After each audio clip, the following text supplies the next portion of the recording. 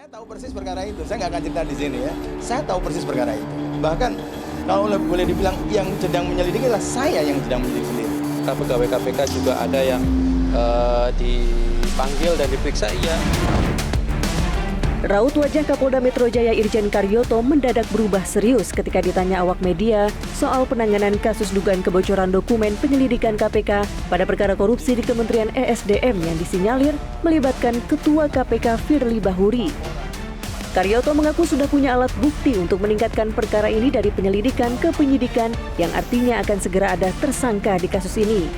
Karyoto menyatakan membuka peluang memeriksa Firly.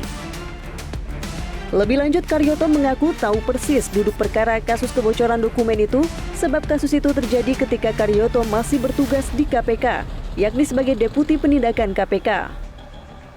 Ya kebetulan pada saat itu saya masih menjabat deputi di situ, sehingga sedikit banyak saya tahu tentang itu. Ya memang setelah dilakukan pemeriksaan awal, ada beberapa pihak-pihak yang diklarifikasi ya.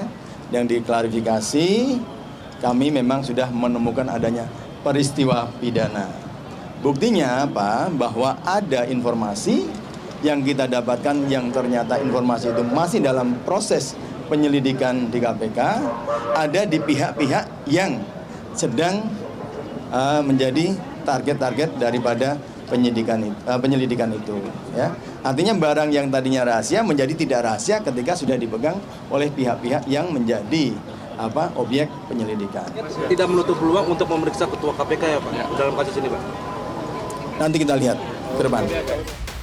Soal dugaan kebocoran dokumen korupsi di ESDM, KPK menyatakan menghormati langkah Polda dalam menyidik kasus ini, salah satunya mempersilahkan Polda Metro Jaya memeriksa sejumlah pegawai dan penyidik KPK pekan lalu. KPK menghargai ya proses-proses penegakan hukum oleh pihak Polda Metro Jaya begitu ya. Dan kemudian KPK sendiri kan juga ada beberapa, kemarin teman-teman kan juga bertanya ya, apakah pegawai KPK juga ada yang dipanggil dan diperiksa, iya gitu ya, sehingga KPK juga kan mendukung proses itu.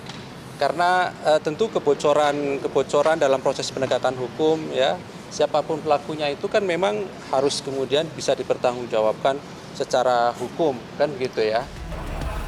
Sebelumnya, Ketua Dewan Pengawas KPK menyebut kasus yang diusut Polda Metro Jaya berbeda dengan ruang lingkup yang ditangani Dewas yang lebih berfokus pada dugaan pelanggaran kode etik. Katanya di mana? Di Polda. Ini sudah naik ke penyidikan begitu. Saya dengar-dengar juga begitu, ya. Ya itu tentunya kasusnya ruang lingkupnya beda. Itu adalah ruang lingkup pidana.